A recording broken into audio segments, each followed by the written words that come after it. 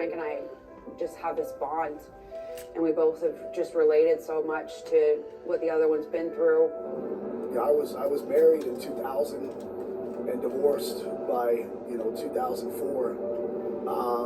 A lot of guys blame on the business, and they get bitter and they say, "Oh, the business this, the business that." It takes a special person to be with an entertainer. It takes a very special person to be with a professional wrestler, someone that's on the road. And I'll never forget standing on the courthouse steps in Sanford, Florida, the day I got divorced. And I'll never forget, my ex-wife Barbara telling me, you never told me that you were going to quit professional wrestling. If you would have just told me that you were going to quit, we'd still be together. And I'll never forget looking at her, and I said, you're right. I never said I was going to quit professional wrestling, because I'm not going to, and I'm not going to now. Wrestling was here before you, and it's going to be there after you. And I remember I gave her a kiss on the cheek, and I never saw her again. And I think that's what makes what we do now so incredible, and that's why I think we both love it so much more than we already did, because now we get to do it with a person that we're head over heels in love with. He's my best friend, I'm his best friend. We're truly partners in life and partners in everything that we do.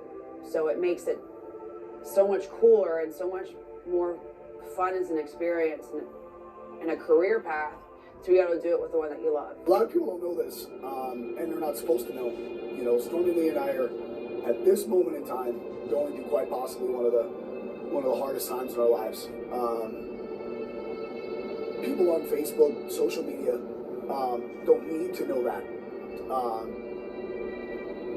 I don't have a Francisco Chiazzo personal Facebook. Stormy Lee doesn't have a Stormy Lee personal Facebook or Twitter or Instagram or whatever the case may be. We're Francisco Chiazzo and Stormy Lee 24/7, 365. It's our job as entertainers, to lift people up and to make them forget about their problems and their, anything that's going on in their lives.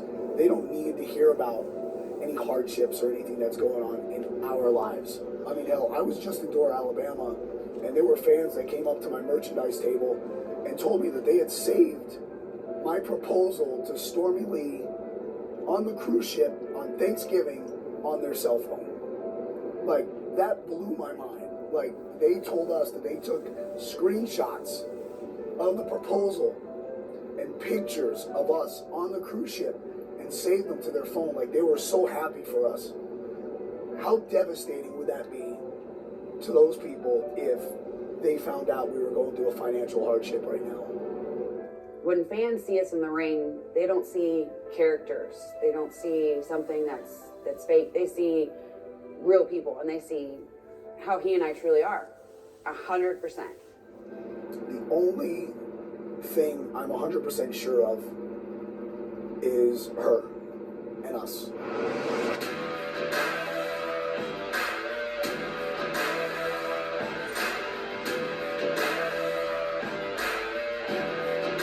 Who's asking what I need to win? And which one of you motherfuckers driving the big bell money in? I need to fucking know this.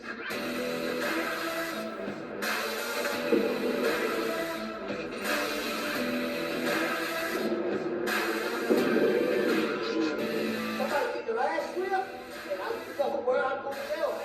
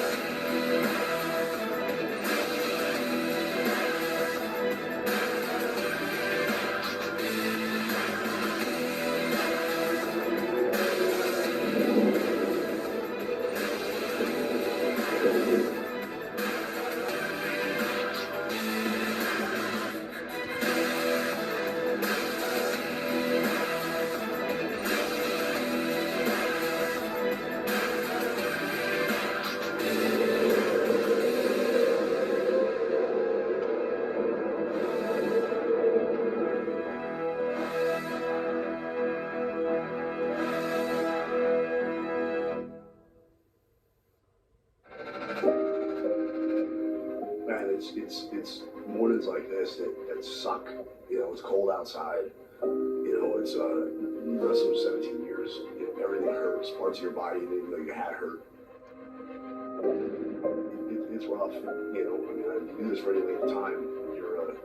You know, you really, really start to feel it in the morning. It takes me a good maybe hour and a half to get moving. Oh man, it's so fucking cold outside.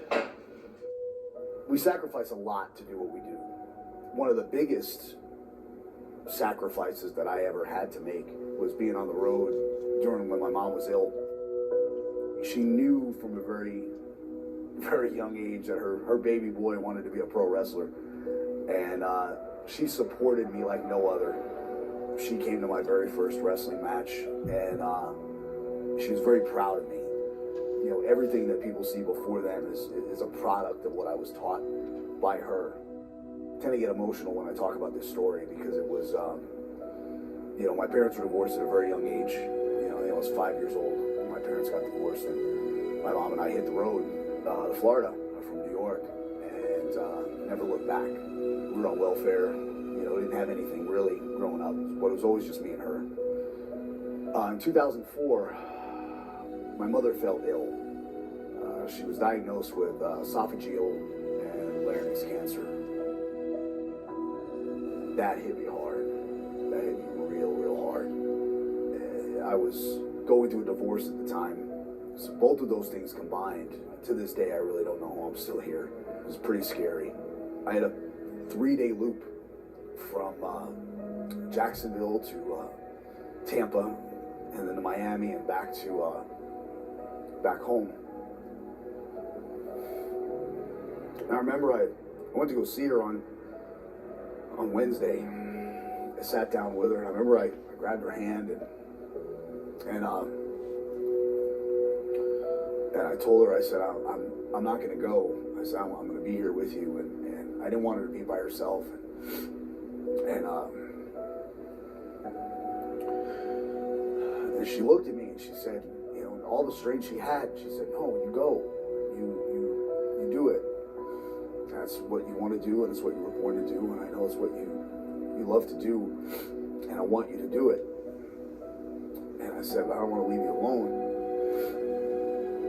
And I'll never forget the words that she said to me, because I still think about them to this day. But she said, I'll never be alone. I said, I'll always have you with me. And she squeezed my hand, and she said, go, you need to go. And I did. And I left for the road for 3 days. And I came back on Sunday, and she had passed away. It follows me to this day. But the crazy thing is that it's the driving force behind why I do what I do. All the sacrifice, all the miles, all the pain. Before I go through that curtain, each and every night, I make the sign of the cross, and I say to Our Father, and I always look up at the sky and I say, it's for you. Because at the end of the day, all I want to do is make her proud.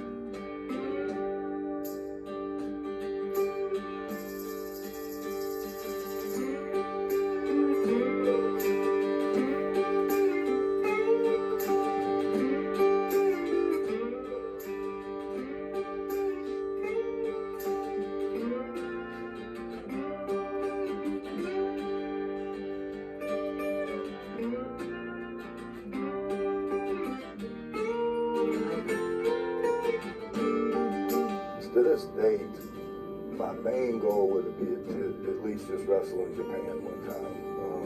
If I could do that, then I could say my career is complete.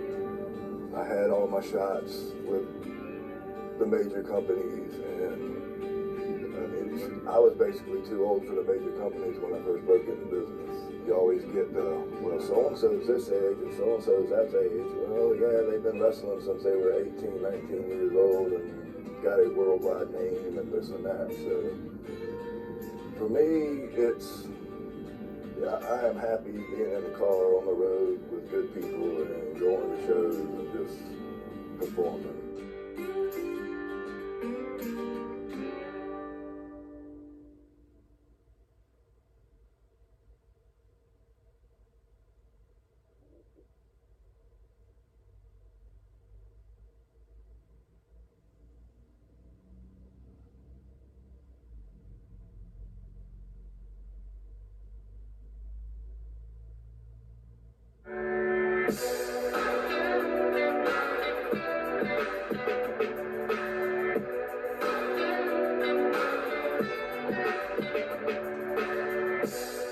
How is it that we're 3 hours? Like, we spent 3 hours driving through Alabama on ice.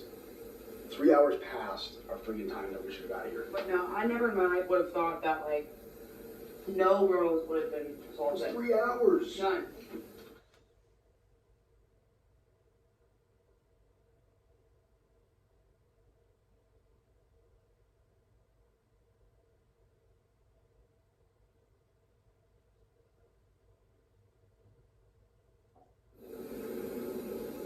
Cheap ass window razors. Still bleeding? Yeah. I know, I was out there doing my back of the towel, and I pulled the towel around, my whole damn towel was red. Ooh, is it burn? Too good, baby. Blow on it for him. Please, please. Please hurry up. I'm hurt. I'm just changing my shirt. Hey, Clyde, you're on the ground. You look like one of those wrestler dudes. Tonight is the debut of Francisco Chiazzo. You know, back in the old neighborhood, they used to carry my mother's groceries home from the bakery. Why? Because it was out of respect. Here tonight, better in Louisiana, Buku I ordered the L29 with the steamed rice, and I didn't get it in my dressing room. It's your fault. So tonight, K5, 1, 2, 3, right in the center of the ring. My Jamina B, Bonnie and Clyde, a professional wrestler.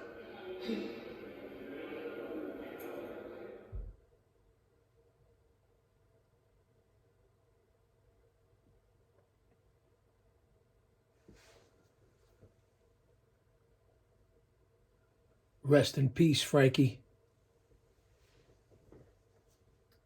Mission, Pops, I'm tapping her. I can run it, can you move? Oh my God, I'm so sorry, I just want my spaghetti sauce. Fans, stand by for the technical difficulties, please. Please stand by. Drop an elbow on that like button. Guardian of Chaos, the YouTube channel for Chaos Corner.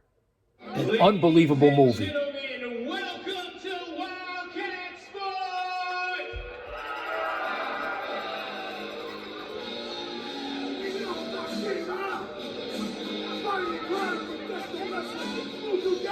Is going down tonight.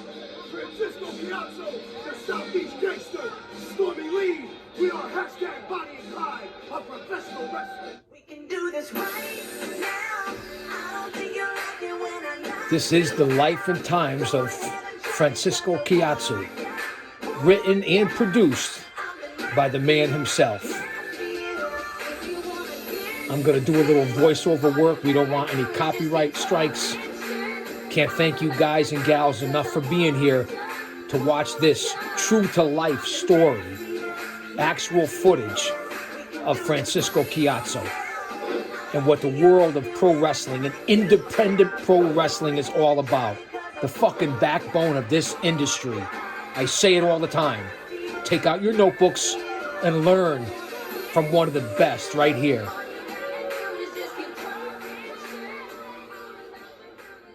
His order was right. The Bonnie and Clyde, professional. Thank you, boo. Good job.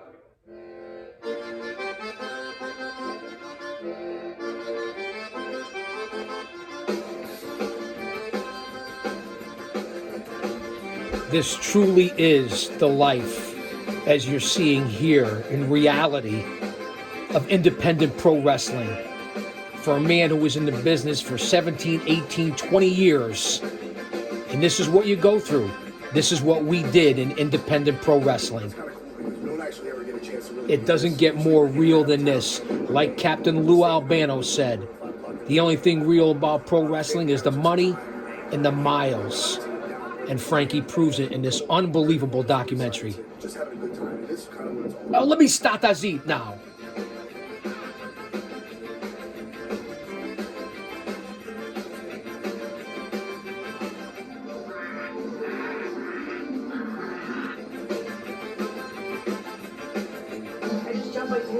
Go back and check out part 1. This is part 2. Let me know what you think in the chat.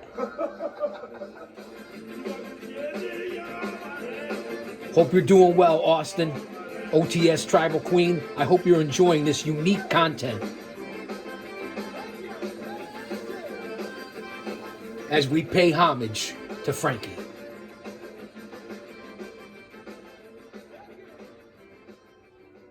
I've been doing this a long time. You know, I mean, geez, this month, I think, if I'm not mistaken, 16 and a half years. And it's not easy. You know, it's what I chose to do. I think that some people would view Frankie as the last man standing. Like, he's been in it for so long that he just outlasted everybody else on the independent scene. Good, bad, or indifferent, and we all love him for it. You know, people always say, well, you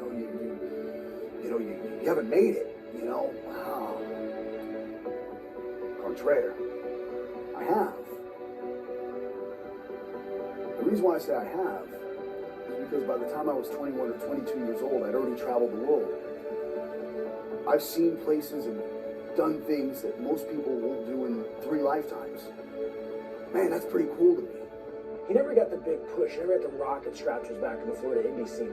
So he works more as an enhancement guy because he worked well with everybody. He was good. He was better at putting people over when he was still trying to find his niche around here. There were guys like Jeff Bradley, Mike Sullivan, Buck Quartermain, Scoot Andrews, Lex Levitt, guys that were going and doing things. It seems like Frankie just couldn't catch any traction for a while. And those guys fell by the wayside because they didn't have the passion that Frank did. And Frankie just kept doing it, kept grinding, and those guys fell by the wayside. And Frankie's still here. You know, he's still wrestling. People think this life of mine, or ours, is a glamorous one.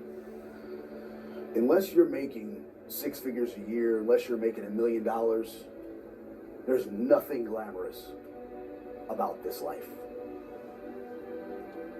What makes it glamorous to me is getting in that car and knowing that each day I'm able to get up and do what I do and do what I love. This is a young man's game.